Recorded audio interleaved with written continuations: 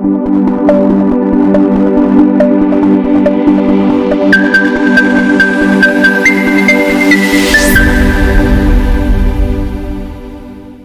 muchísimas gracias, Nehemías. Es una honra poder estar aquí con ustedes compartiendo este momento. Gracias a Estudiantes Universales, a todo el grupo que trabaja mucho y bueno, la verdad que es ejemplar el grupo, ¿no? La verdad que sus publicaciones son muy buenas y siempre las tenemos presentes y las cosas seguimos. Así que muchas gracias por todo lo que nos están brindando ustedes a nosotros. Así que bueno, y no podemos más que colaborar y poder estar presente cuando ustedes lo requieran. Hoy tenemos la reflexión de la parashá de la semana, ¿sí? Que es, se trata de la parashá Baigash, ¿sí? Que justamente habla de que Yehudá se acerca a Yosef para pedirle que libere a su hermano menor, Binyamin, y que lo tome a él en su lugar como prisionero. Entonces, justamente acá viene esto de la palabra Baigash en hebreo, que significa se acercó. ¿Quién se acercó? Yehudá se acercó a Yosef, justamente para hacerle esta proposición. Lo vamos a tomar hoy para todos, que como un mensaje universal de esta para allá, unos conceptos, unas cuestiones que son muy interesantes y útiles para nuestra propia vida, como no ágidas también. Así que vamos a ir desarrollándola tomando dos conceptos, dos cuestiones muy buenas y prácticas para nosotros. En primer lugar, bueno, vamos a decir que desde una perspectiva, la vida de Jacob puede resumirse como un evento traumático tras otro.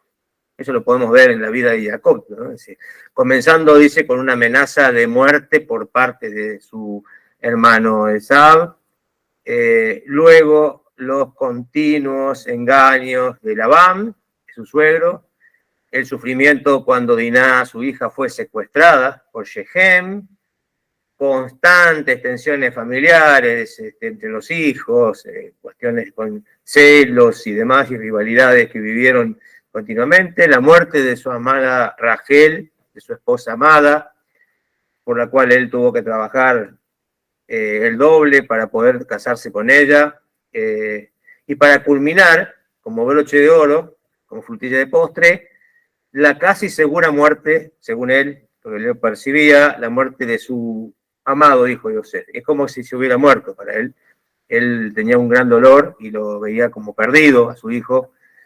Y cuando paró le preguntó cuántos años tenía, Jacob respondió con una perspectiva totalmente pesimista, negativa del pasado, y dijo que su vida había sido una vida breve y una vida mala. O sea, totalmente un bajón, como decimos acá en Argentina, ¿no? Un total bajón, ¿no? Cuando le dijeron, a ver, ¿qué decís de tu vida? Una vida terrible, una vida que no tenés nada para sacar de bueno. Y ese era el mensaje pesimista de Jacob en esa altura, ¿no? Esa altura de su vida. Muy deprimido el hombre, ¿no? Seguramente tenía muchos motivos, pero bueno, justamente ahí está donde uno debe trabajar estos desafíos, ¿no? De la vida y sacar lo bueno. Pero bueno, hasta ahí vemos que era totalmente negativo. Un Midrash, por un lado, critica la perspectiva que tenía Jacob, esta perspectiva pesimista, negativa. En vez de mirar hacia atrás y realizar un juicio de desaprobación sobre su vida, él debería haber cambiado de perspectiva, verlo de otra forma. En vez de enfocarse en el trauma, debería haber comprendido que el Creador lo salvó, por ejemplo, de Esau. Lo salvó también de Labán, además allá que tuvo que pasar sus momentos difíciles, ¿no? Pero finalmente le dio la victoria, lo salvó, lo libró. Y le devolvió también a su hija Diná, tampoco su hija fue raptada y llevada y nunca más la vio, sino que la pudo inmediatamente recuperar. Y finalmente, como un gran milagro, recuperar a Yosef. Entonces acá vemos cuestiones de salvación y cuestiones de recuperar cosas importantes, que son bendiciones grandes también. Entonces, ver solamente lo negativo y no ver todo esto positivo, que justamente se realza cuando hay algo negativo. Justamente el ver algo negativo y luego viene lo positivo, es como que adquiere su poder, digamos, adquiere su brillo, esta parte buena que viene después de la oscuridad, ¿no? Cuando sale justamente la luz después de la noche, se puede llegar a apreciar ¿no? Entonces, este Midrash sugiere que por cada palabra pronunciada en esa situación, que eran quejas, eran mala onda, como decimos, cuestiones totalmente negativas y pesimistas. En total dice que fueron 33 pronunciaciones negativas que tuvo Jacob. Se le quitó a Jacob un año de vida, ¿sí? Por cada palabra pronunciada en esa situación, se le quitó un año de vida. En total 33, dice, ¿no? Aunque Isaac, ¿sí?, vivió 180 años. Su padre había vivido entonces más que él, ¿no? 180 años. Y Jacob solo vivió 147. ¿Por qué? Dice justamente porque se le restaron años por las quejas que él tuvo, ¿no es cierto? Entonces cada queja es terrible. Uno no mide las consecuencias de las quejas, no mide la consecuencia de lo que dice, de lo negativo y el impacto negativo que tiene eso, no solamente hacia los demás, sino también hacia nosotros, ¿no? Entonces son energías muy negativas que nos quitan vida, nos absorben la vida, digo, realmente, ¿no? Entonces ahí vemos que él perdió vida por las manifestaciones que hizo negativas.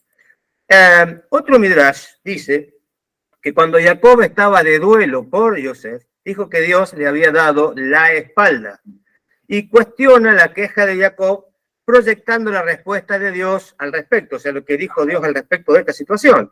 Es como si Dios le estuviese diciendo a él, yo estoy ocupado acomodando las cosas para que su hijo se termine convirtiendo en un mandatario, en un virrey, el virrey de Egipto, y él se está quejando de que yo le doy la espalda, ¿no? Esa sería un poco la devolución que Dios le hubiera hecho, seguramente en palabras del Midrash, a Jacob. Sin embargo, este Midrash no identifica ninguna sanción, ningún castigo sobre Jacob por esta actitud que tuvo de queja, ¿no?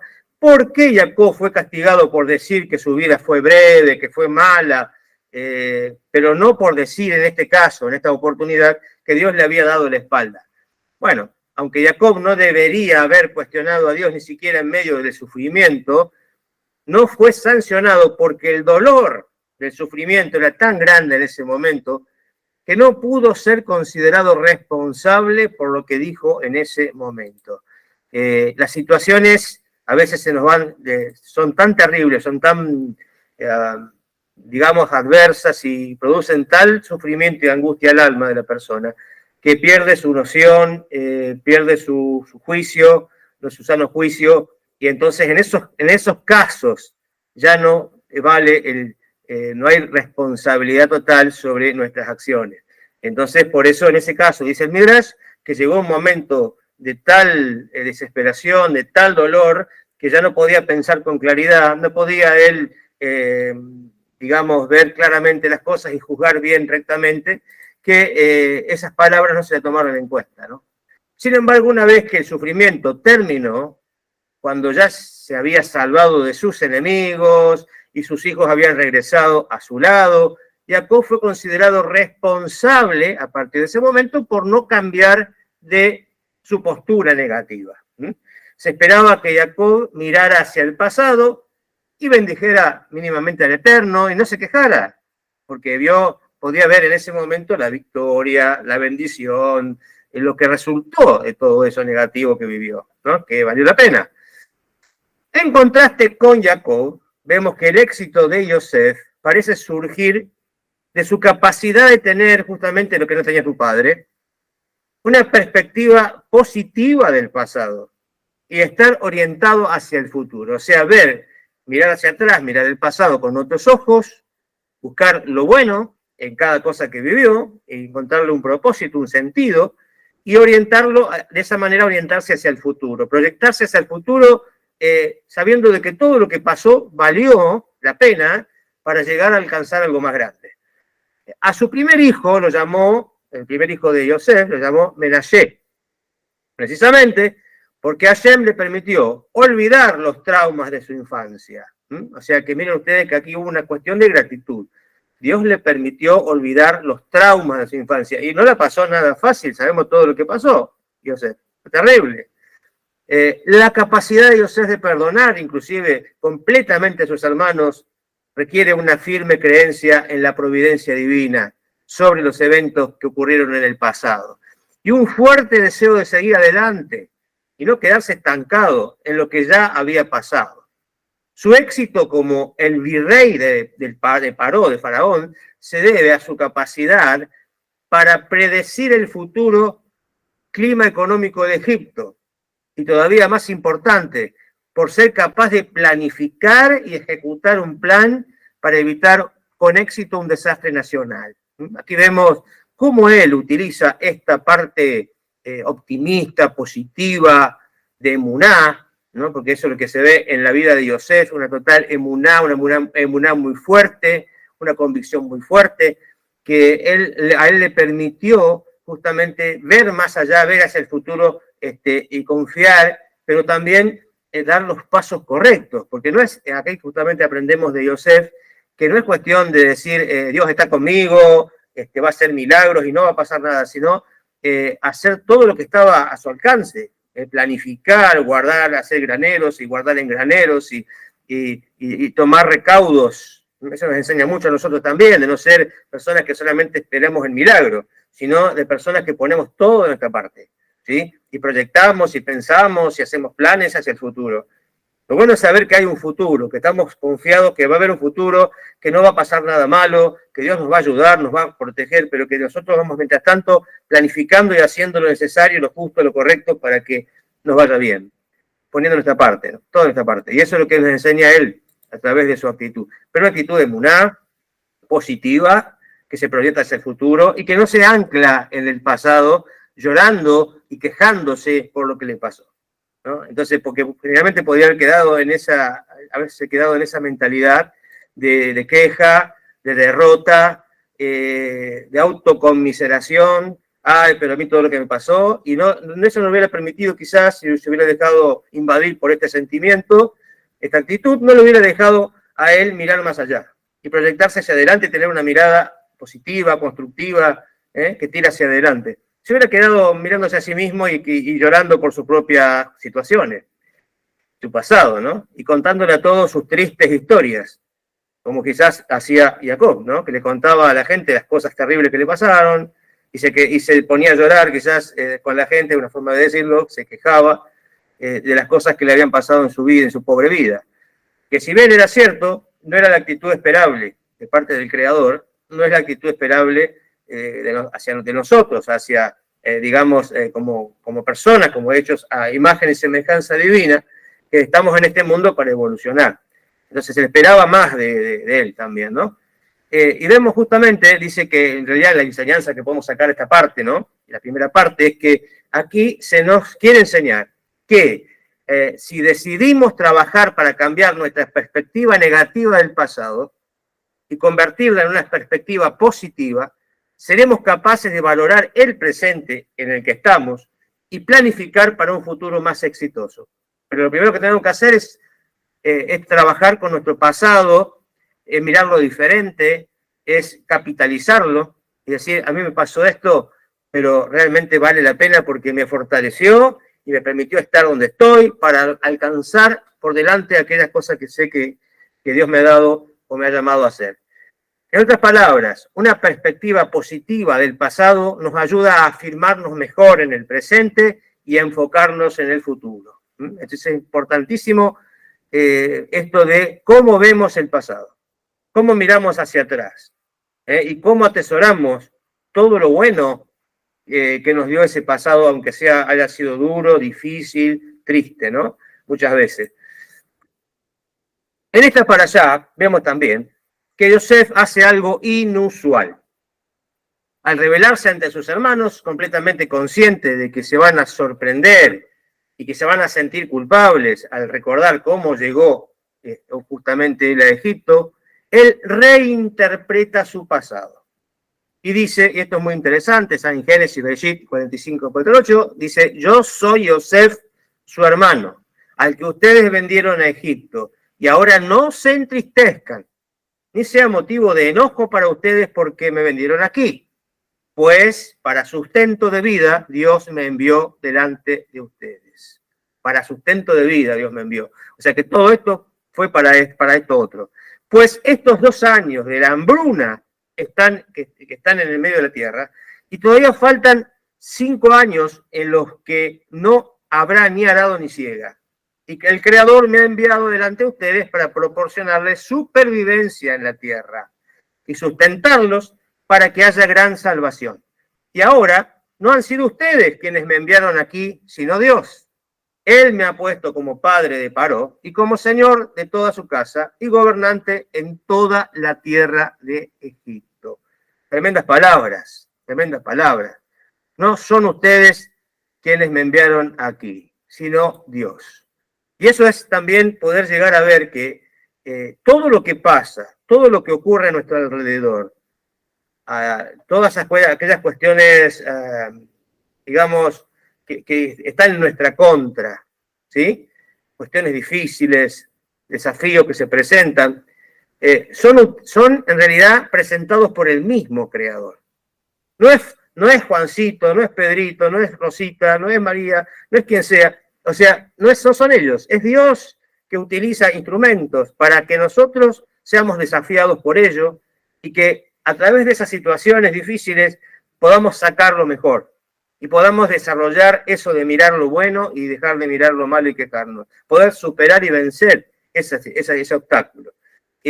Siempre es Dios quien utiliza todas las cosas como instrumentos para tratar con nuestras vidas. Y eso es lo que pudo llegar a ver justamente Yosef, ¿no? Y lo pudo declarar, lo pudo decir, y no culpar a la gente, no ver a la persona que me está generando la angustia como responsable de todo, sino que es en definitiva Dios que me está poniendo a mí en esa situación. Esto es muy diferente de la forma en que Yosef describió estos eventos cuando habló, por ejemplo, en prisión con el jefe de los coperos. Aquí justo había dicho, dice, pues ciertamente he sido robado de la tierra de los hebreos y tampoco aquí he hecho nada para que me hayan puesto en el calabozo. O sea que solamente había cuestiones también negativas. Comentarios negativos, historias feas. Y aquí se trataba de una historia de secuestro, de injusticia realmente. Pero luego se convirtió en una historia de providencia divina y redención. Cuando él pudo entender para qué le pasó todo lo que le pasó. Entonces Yosef les dijo a sus hermanos que no fueron ellos, sino Dios. Ellos no entendieron que eran parte de un plan más amplio. ¿Sí? Es abrir un poco también la cabeza y decir, abrir nuestra mirada, tener una mirada más abarcativa, más amplia, no solamente ver allí y ser muy estrecho y ver solamente esa situación negativa y nada más que fuera de eso, sino ver el panorama completo. Así. Esto está dentro de este lugar, en este lugar de la historia, en este momento, para que justamente como una pieza de rompecabezas venga a permitirnos llegar y alcanzar algo más grande. Y aunque comenzó mal, terminó bien. Por lo tanto, no debían culparse ellos por lo que pasó. Y no debían temer que él se quisiera vengar de ellos. Yosef les aseguró que él entendía que todos habían sido dirigidos por una fuerza mayor que ellos, mayor que todo lo que podemos llegar a entender. O sea, en definitiva, ellos fueron piezas en el rompecabezas que fueron puestos por Dios allí. Está bien, cada uno no deja de rendir cuenta por cómo actuó. ¿Sí? Así como Paró actuó mal y eso sirvió para que el pueblo judío saliera de Egipto, no quiere decir que Paró no tenga que rendir cuenta por lo que hizo. O sea, por supuesto, cada uno tendrá que rendir cuenta por las malas acciones que ha hecho. Pero esas malas acciones, en la gran supervisión divina, perfecta supervisión divina, son utilizadas por Dios para afectarnos siempre para bien. Y aquí vemos, entonces, esta cuestión de cómo Yosef fue evolucionando en su pensamiento, fue creciendo, ¿no? Entonces aquí justamente dice, Yosef ayuda a sus hermanos a revisar su recuerdo del pasado.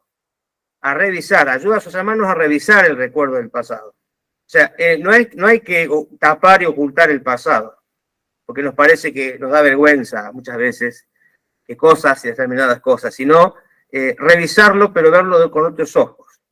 Porque los eventos habían cambiado su entendimiento del pasado. Empezaron a ver el pasado con otra mirada, entenderlo de otra manera. Tras haber utilizado esta técnica para ayudarse a sobrevivir en su vida personal ante altibajos sin precedente, él siempre se sostuvo mirando hacia adelante, con emuná, ¿sí? Decir, todo esto me va a servir a mí. Él había tenido visiones, que justamente eran experiencias de su emuná con Dios, concretas, y eso lo mantenía firme, ¿no? Y siempre confiando que él estaba para cosas más grandes, que estaba para cosas mayores, que no estaba solamente para pasar un momento malo, sino que para mucho más estaba aquí en este mundo, ¿no? Entonces ahora la usa, a esta mirada, a este entendimiento, para ayudar a sus hermanos a vivir y a liberarse de la culpa, ¿no?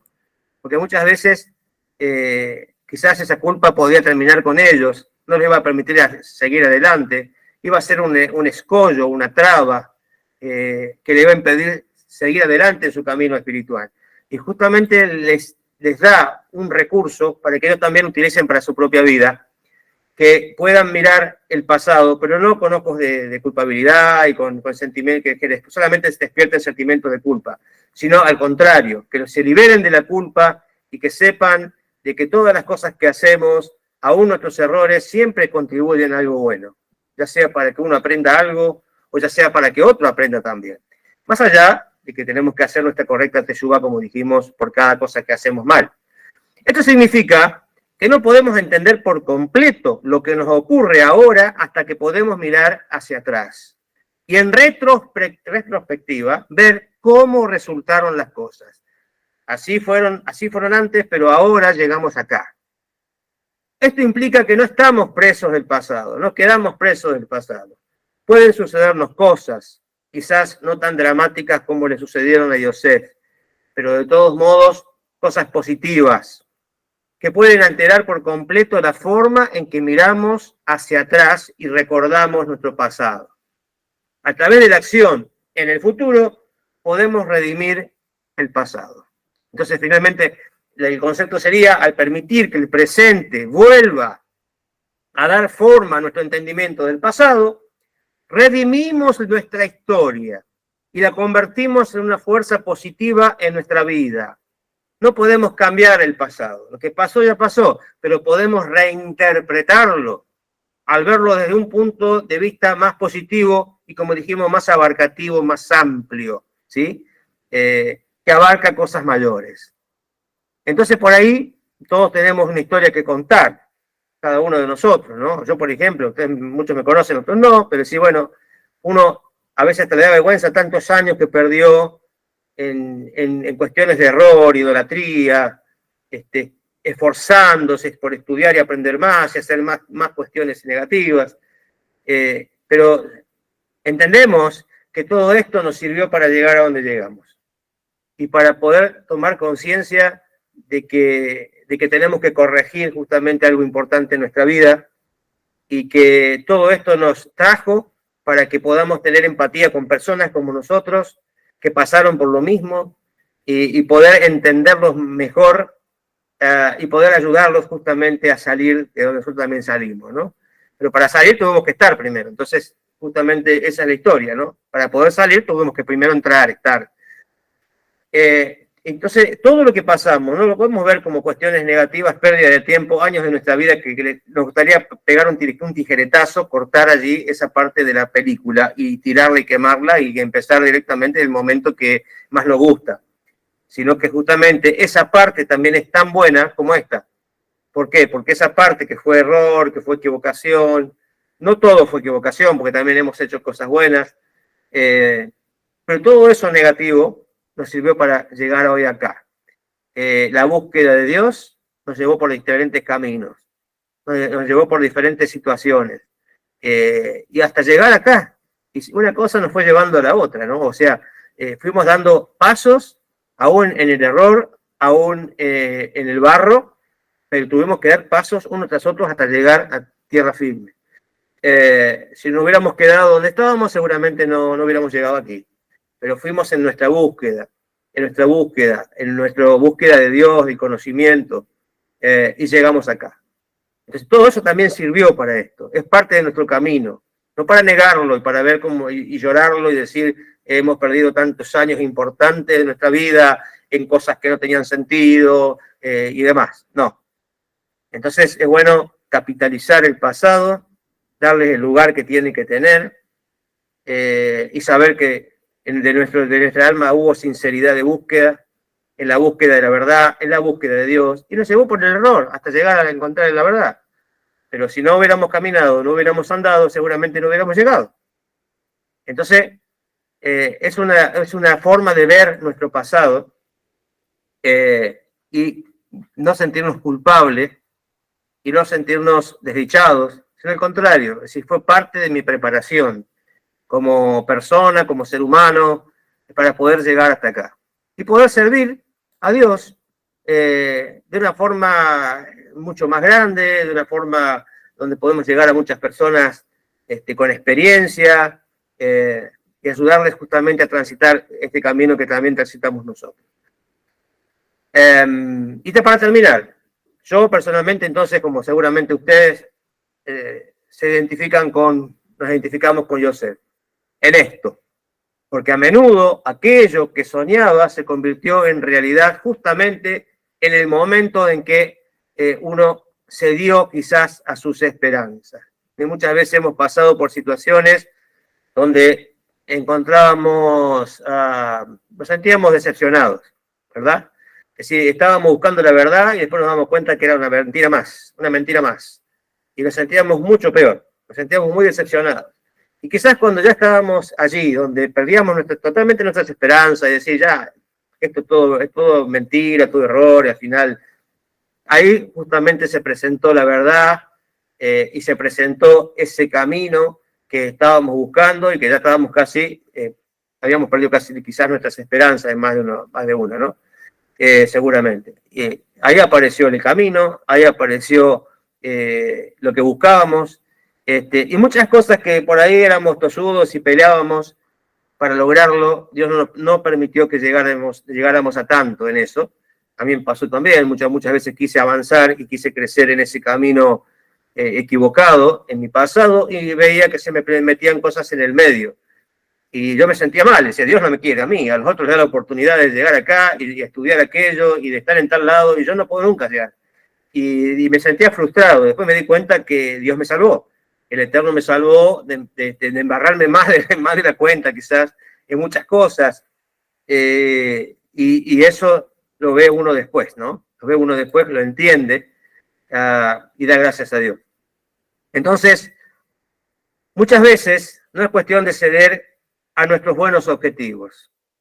Por ejemplo, el objetivo, en mi caso, era servir a Dios. En definitiva, yo interiormente quería servir a Dios. Y no sabía cómo, y de la forma en que se me presentaba, y yo entendía en ese momento aparentemente que era la forma correcta, bueno, lo hacía así. Creo que a más de uno de ustedes les pasó lo mismo. Entonces, buscar realmente de corazón, querer conocer al Creador y querer servirlo, eso fue bueno, eso estuvo bien. Y uno no cede a esos objetivos. Los objetivos siguen siendo los mismos. ¿Sí? Me acuerdo en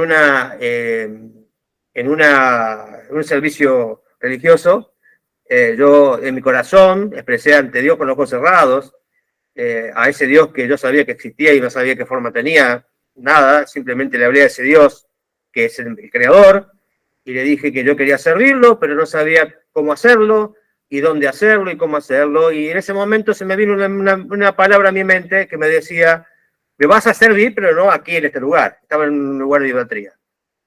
Entonces, después pensé con el tiempo que se refería a otra iglesia, a otra cosa parecida, pero no la misma, y hoy me doy cuenta que no, que se refería a no tener que estar en ninguna casa de idolatría, y que el servicio a Dios pasa por otro lado, ¿no? Y hoy entendemos las cosas diferentes.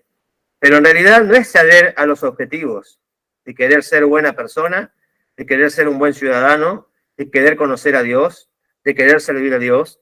Los objetivos siguen siendo los mismos y no cedemos a ellos. Simplemente es ser dirigido por un camino diferente y más beneficioso. Creo que la forma en que escribimos el siguiente capítulo de nuestra vida afecta a todos los capítulos anteriores. Entonces, cuando uno va escribiendo la historia, parece que es negativa, que es fea, a dónde nos quiere llevar todo esto, hasta que al final se va tomando sentido a medida que pasan los siguientes capítulos. Como pasa con la vida de Joseph, ¿sí? Es decir, pero lo vendieron acá, pobre hombre, qué mala suerte, acá lo vendieron, le pegaron, lo metieron en preso, y esto y lo, pero pobre tipo. Entonces una historia donde uno parece que el hombre tiene mala suerte. Y después empezamos los capítulos que siguen nos dicen por qué pasó por eso, o para qué pasó por todo eso. Y empiezan a escribirse los capítulos más gloriosos, en donde le da sentido a todos los capítulos anteriores. Entonces, nosotros cuando vamos caminando en nuestra vida, vamos avanzando en nuestra vida, nos vamos dando cuenta de muchas cosas que no nos damos cuenta antes acerca de nuestro pasado. Va cobrando sentido, se va escribiendo la historia, se va escribiendo nuevos capítulos, y esos capítulos van ayudándonos a interpretar, a reinterpretar los anteriores, y darle sentido justamente a esos primeros capítulos.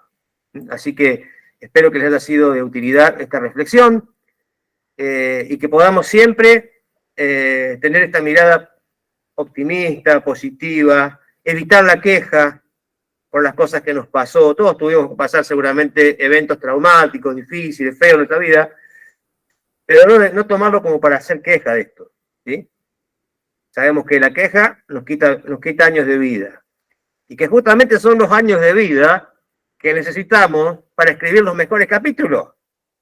Entonces, se nos van cortando el libro, ¿no? El libro, en lugar de ser de tantas hojas y de menos hojas, en lugar de escribir más capítulos, lamentablemente podemos escribir menos. La idea no es esa. La idea es que sea una buena obra, una obra voluminosa, con muchas cosas hermosas, con muchas buenas obras, con muchas buenas acciones, que nos permitan realmente llegar a un nivel más grande y más elevado en este mundo.